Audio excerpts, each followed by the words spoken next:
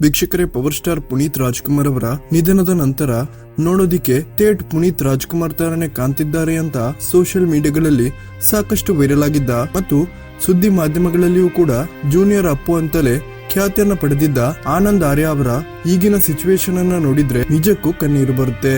ಹೌದು ವೀಕ್ಷಕರೇ, ಜೂನಿಯರ್ ಪುನೀತ್ ಅಂತಲೇ ಖ್ಯಾತಿಯನ್ನ ಪಡೆದಿದ್ದ ಆನಂದ್ ಆರ್ಯ ಅವರು ಈಗ ತೀವ್ರ ಅನಾರೋಗ್ಯಕ್ಕೆ ಒಳಗಾಗಿದ್ದು ಇವರನ್ನ ನೋಡೋದಕ್ಕೆ ಈಗ ಯಾರು ಕೂಡ ಇಲ್ಲದಂತೆ ಆಗಿದೆ. ಇದೇ ವರ್ಷ ನಟ ರಾಘವೇಂದ್ರ ರಾಜ್ಕುಮಾರ್ ಹಾಗೇನೆ ಜೂನಿಯರ್ ಅಪ್ಪು ಆನಂದ್ ಆರ್ಯ ಅವರು ನಟನೆ ಮಾಡಿದ್ದ ಮಾರಕಾಸ್ತ್ರ ಸಿನಿಮಾ ರಿಲೀಸ್ ಆಗಿದ್ದು ಒಳ್ಳೆಯ ಪ್ರದರ್ಶನ ಕೂಡ ಕಂಡಿತ್ತು.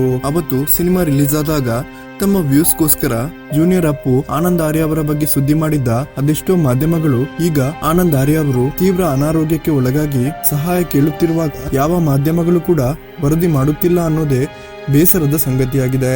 ಅಷ್ಟಕ್ಕೂ ವೀಕ್ಷಕರೇ, ಚೆನ್ನಾಗಿಯೇ ಇದ್ದ ಆನಂದ್ ಆರ್ಯ ಅವರಿಗೆ ಆಗಿದ್ದೇನು ಅಂತ ನೋಡೋದಾದ್ರೆ ನಟ ಆನಂದ್ ಆರ್ಯ ಅವರ 2 ಕಿಡ್ನಿಗಳು ಕೂಡ ಫೇಲ್ ಆಗಿದ್ದು ಈಗ ಪ್ರತಿ ವಾರ ಡಯಾಲಿಸಿಸ್ ಅನ್ನ ಮಾಡಬೇಕಾಗಿದೆ.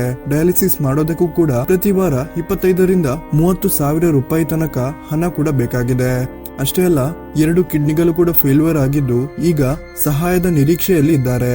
ವೀಕ್ಷಕರೇ, ಯಾರೆಲ್ಲ ನಟ ಆನಂದ್ ಆರ್ಯ ಆದಷ್ಟು ಬೇಗ ಗುಣಮುಖರಾಗಿ ಬರ್ಲಿ ಅಂತ ದೇವರಲ್ಲಿ ಪ್ರಾರ್ಥನೆ ಮಾಡ್ತೀರಾ? ಈ ವಿಡಿಯೋಗೊಂದು ಲೈಕ್ ಕೊಡಿ ಮತ್ತು ನಿಮ್ಮ ಅನಿಸಿಕೆಯನ್ನ ಕಮೆಂಟ್ ಮಾಡಿ ತಿಳಿಸಿ.